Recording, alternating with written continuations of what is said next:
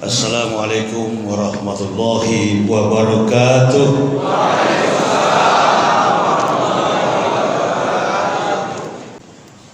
Bismillah walhamdulillah wassalatu wassalamu ala rasulillah wa ala alihi wa sahbihi wa mawalah, amma ba'd. Ibu, bapak, saudara-saudaraku rahimakumullah, bersyukur kita kehadiran Allah Subhanahu wa taala. Sholawat dan taslim tak henti-hentinya kita haturkan keharibaan Nabiullah baginda Rasulullah Muhammad sallallahu alaihi wasallam. Yang kami hormati panitia Dewan Kemakmuran Takmir Masjid Nurul Islam. Sudah yang ke-4 kali saya ceramah di masjid ini. Kali yang terakhir tahun 2020, 2021 absen karena kami menghadapi permasalahan hukum. Kami dipenjarakan dan hakim membebaskan kami. Semua pengacara yang ingin membela saya tolak semuanya. Baik dari TPUA, tim pengacara ulama dan aktivis, Saudara Egy Sujana, sampai beliau datang ke rumah saya silaturahmi. Kok Ustaz tolak saya? Semua saya tolak. Pengacara dari Mabes Polri saya tolak, Catur Bakti namanya, pengacaranya polisi, saya tolak. Jaksa Agung menawarkan pengacara, saya juga tolak. Mengapa saya tolak? Kebiasaan saya berdakwah dan hidup ini, apalagi ini terkait dengan persoalan akidah. Satu-satunya ketergantungan hidup kita hanya kepada Allah.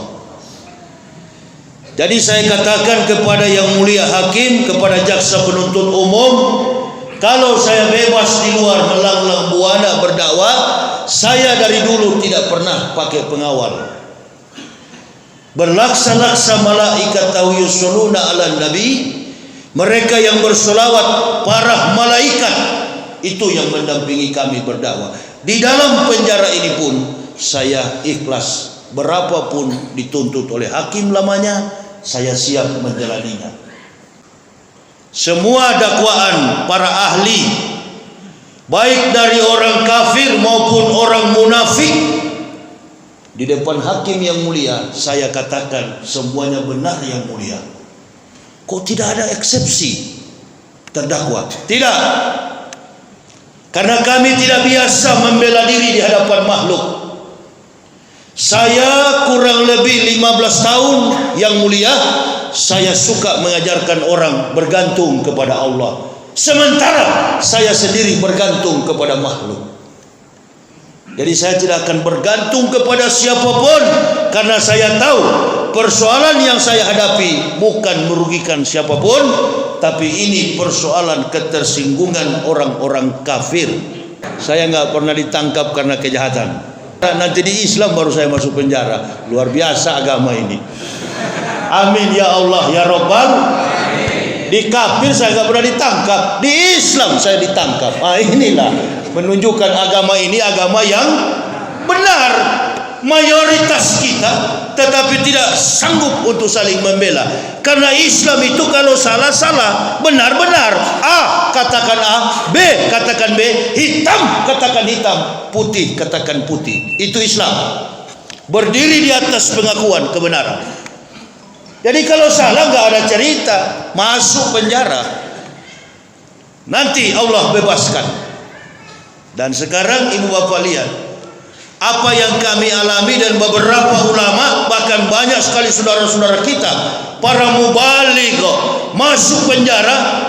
Ada yang meninggal dunia di kamar saya, saudara Ustadz Maher At-Twalibi meninggal di dalam rutan Mabes Polri. Bebas kami juga satu persatu, alhamdulillah. Makanya saya waktu masuk pertama di sini, yang saya tanyakan kawan saya yang bawa saya pertama kali di masjid ini Ustadz David Saputra LC. Saya tanya kepada ketua masjid, mana Ustadz David? Sudah kembali ke rahmatullah. Kepada Pak Saiful saya tanya, beliau sudah kembali ke rahmatullah. Al mu'minuna la ya'mutuna bal yunqalun. Orang mukmin tak pernah mati, mereka pulang kampung, kembali ke negeri asal. Beliau ilmunya Allahu Akbar lebih mudah lagi daripada Ustadz Abdul Somad. Kemampuan mereka sama. Sering bawa saya keliling kemana-mana ke Riau. Pertama kali ya Ustadz David yang bawa saya. Jadi dituntun sama Ustadz David kemana-mana, termasuk masjid ini. Jadi itu Pak Haji, ulangi lagi ya, Yahya nama saya. Hati-hati ibu bapak, periode terakhir ini 8 tahun kita berjuang memperjuangkan Islam. Ada satu titik persoalan politik yang perlu kita garis bawahi di dalam mengejawantahkan, merealisasikan Islam dalam konteks perbuatan keimanan kita. Apa itu? Terkait dengan persoalan bangsa yang tidak pernah selesai sampai hari ini, itu merupakan pukulan yang Allah nyatakan bagi bangsa ini. Memang di rezim Joko Widodo, dari Yusuf Kala wakilnya sampai Makhluk Amin wakilnya, bangsa ini tidak diberkahi oleh Allah Subhanahu wa taala.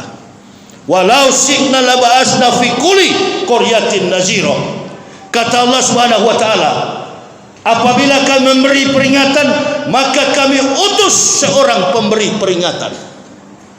Bukan sedikit ulama-ulama, para mubalik, para kiai, para buya di Indonesia ini sudah memberi peringatan, hati-hati. Karena negara kita ini mayoritas penduduknya beragama Islam. Makanya Indonesia ini negara yang paling terkaya di dunia. Kenapa? Karena penduduknya banyak orang-orang beriman. Sekali kau ganggu agama ini, kau cubit ulamanya, kau siksa ulamanya, kau sakiti ulamanya, kau bunuh ulamanya, kau penjarakan ulamanya. Wallahu bikulli syai'in alim. Segala sesuatu Allah Maha tahu. Allah tahu di mana kita berada. Wallahu bima ta'malun basir. Bahkan apa yang kamu kerjakan, Allah lebih tahu. Sudah lihat skenario yang terjadi saat ini? Baru kali ini ada kasus di Indonesia yang viral hampir 2 bulan, nggak pernah padam. Meninggalnya seorang polisi di tangan berdarah seorang polisi.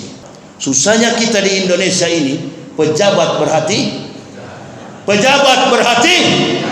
bahkan pejabat adalah sosok penjahat. Ini susahnya negara kita ini. Jadi kalau memang karakternya penjahat, ya memang penjahat. Buah, kata orang tua-tua dulu, buah kalau jatuh tidak jauh dari pohon. Bapaknya bajingan, anaknya pasti bajingan. Kalau memang karakternya bajingan, setinggi langit pun gelar yang kita miliki, pangkat dan kedudukan, bajingan tetap bajingan. Ini ibu bapak. Tapi di dalam Islam kan sangat variatif.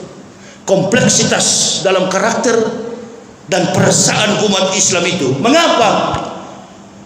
Kita baru melewati puncak kemerdekaan Republik Indonesia berapa hari yang lalu? Ada seminggu kita melewatinya, 17 Agustus 1945, atau sekarang 17 Agustus tahun 2022 Miladia.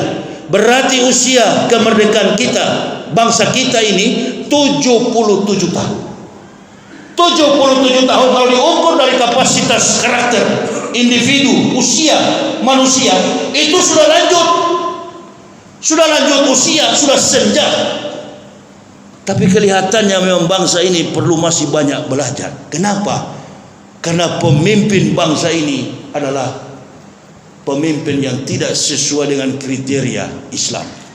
Memang kita bukan negara Islam, tapi mayoritas bangsa ini adalah beragama Islam. Apa karakter prosedural, kriteria syarat orang menjadi pemimpin?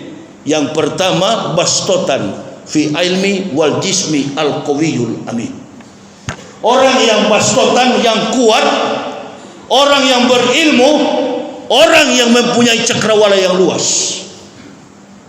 Nah, ini pemimpin-pemimpin yang sekarang ini kan innalillahi wa inna ilaihi raji'un. Pemimpin yang ada sekarang mulai dari atas sampai ke bawah, Allahu akbar walillahil hamd. Negara kita ini, apa yang terjadi, jangan kita salahkan polisi. Polisi itu adalah pengayom kita. Polisi itu adalah pelindung masyarakat. Tidak semua polisi. Saya sudah bilang, kalau memang mentalnya bajingan mafia, tetap bajingan mafia. Polisi itu adalah pengayom masyarakat. Saudara kita, tetangga kita, anak kita, cucu kita, pasti ada yang polisi. Kita lindungi institusi ini. Tak ada polisi satu malam, besok nangis kita, rumah kita dimalingi orang. Coba-coba. Kita dukung polisi. Ini persoalannya apa?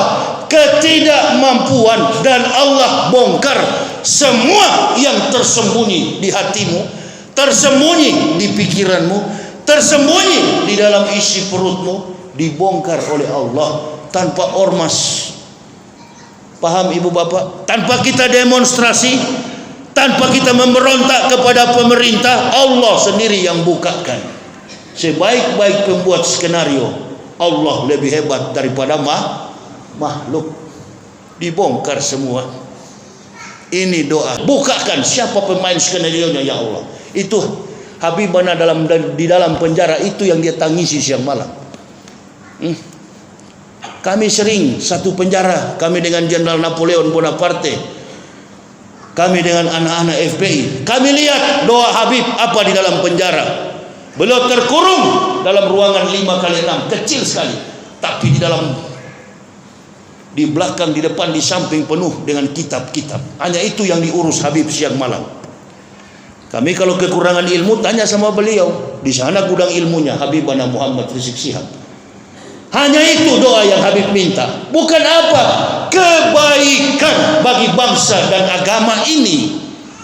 Tidak ada orang FPI itu memusuhi pemerintah. Kami cinta kepada NKRI. Kami sayang kepada Pak Jokowi. Kami sayang kepada Pak Ma'ruf. Karena biar bagaimanapun mereka adalah orang Islam. Sudah dari dulu kami katakan, hati-hati, orang kafir tak mampu memimpin bangsa ini. Baru diberi tanggung jawab yang kecil saja sudah tak mampu. Imam tadi di rakaat kedua, Rabbana maulata sabati dan subhanaka faqina azabannar. Rabbana matudkhilna faqad azatuhum wal zalimin min ansirin. Rabbana innana samina munadiyan yunadi lil imani an aminu bi rabbikum fa amana. Rabbana faghfir lana junubana wa kafir ana sayiatina wa tawaffana ma'al abrar. Itu jangan jadikan kami sebagai orang kafir, karena Allah sudah tahu orang kafir tidak sabar kalau orang Islam yang memimpin. Insya Allah filter mereka itu Quran dan Sunnah. Coba kalau terjadi pada pejabat Muslim yang begini, nggak bisa main tembak, main pukul, nggak bisa. Karena orang Islam tahu, tiap Jumat saya diingatkan oleh ustadz saya, membunuh satu orang sama saja membunuh seluruh manusia di dalam dunia. Ini Islam. Ini. Jadi tidak ada beda kalau antum di medan apa itu, medan operasi tugas militer, OPM, Fretilin, apalagi Papua Merdeka, bikin pemberontakan, tembak mati, itu adalah jihad fisabilillah. Tapi kalau saudara sama-sama satu korps, ini dia, bermain air basah, bermain api letup. Hati-hati, ini agama yang paling benar. Agama Islam ini agama yang paling benar. Di luar sana kafir, tempatmu adalah neraka. Inna atatnal lil kafirina salasila wa aklalau wa sa'ira. Sesungguhnya kata Allah, kami sediakan bagi orang-orang kafir adalah belenggu, rantai dan neraka yang menyala-nyala. Bagi orang Islam, apapun Islamnya, NU, Muhammadiyah, Naqsabandiyah, Al-Wasliyah, kunut, tidak pakai kunut, orang Islam dari jarak jauh dia akan masuk surga. Malaikat berteriak, salamun alaikum bima sabartum.